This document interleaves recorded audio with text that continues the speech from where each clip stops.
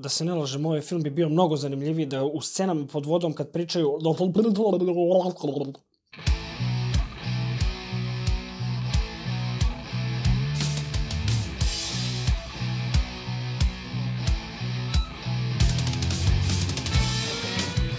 Pozdrav štreberi, dobrodošli na kanal Štreber Videos, moje ime je Marko Jakić, a danas pričamo o najnovijem DC filmu Aquaman. Svi nekako čekamo da se pojavi neki DC film koji će da spasi taj DC univerzum za koji se mnogi slažu da nije na nivou drugog comic book filmskog univerzuma. I svaki novi film kad izađe svi su u fazonu u početku, ovaj film je taj koji će da spasi DC univerzum i je li to Aquaman? Nije.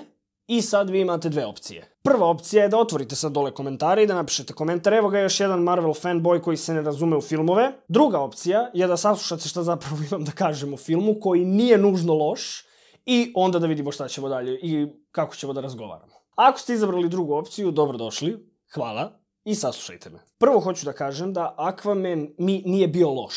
I ajde da krenemo od toga šta mi se jako svidelo. Vizuelno, Aquaman je impresivan i CGI, pun je film CGI-a, ali je CGI jako dobar. I što se tiče tog vizualnog dela filma, stvarno nemam ni jednu jedinu zamerku.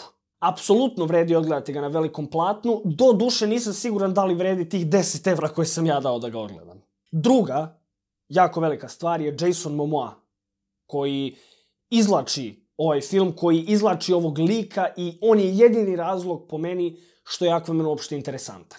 Ja moram da se ogradim i da kažem da ja Aquamana samo znam iz Justice League stripova. Nikad u životu nisam uzeo Aquaman strip, otvorio ga i pročitao. Iz prostog razloga što mi je Aquaman kao heroj uvek izgledao nje. Jason Momoa je doneo tu neku novu svežinu liku i on je razlog što bih sad možda uzeo i možda pročitao više o tome, jer taj svet koji je predstavljen u filmu isto jako dobro izgleda, isto zanimljivo izgleda. I nažalost to je otprilike to.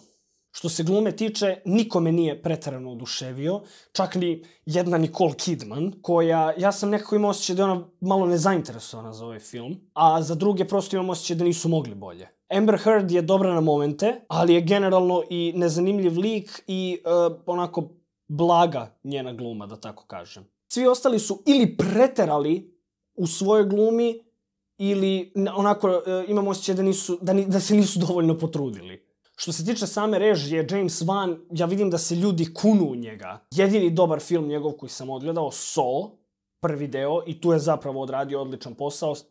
Skroz je onako minimalistički film i drugačiji od ovoga. Ovo je veliki blockbuster film. I on je već radio, ako se dobro sećam, Furious 7, odnosno Paklene ulice 7, kako smo mi to preveli. I čovek zna akciju, i čovek zna horor. I vidi se da je čovek za akciju i za horor, jer su akcione scene sjajne i ima toliko tih horor klišeja i tih jumpscarova gde se muzika utiša do te mere da se ništa, znači muk u bioskopu i onda nešto iskoči i onda glasan zvuk se desi. To je horor kliše koji mi najviše smeta u novim filmovima i James Wan je to doneo Aquamanu u nekoliko scena, znači ne jedna. Aquaman je film koji sadrži, 5 jumpscare scena. Minimum.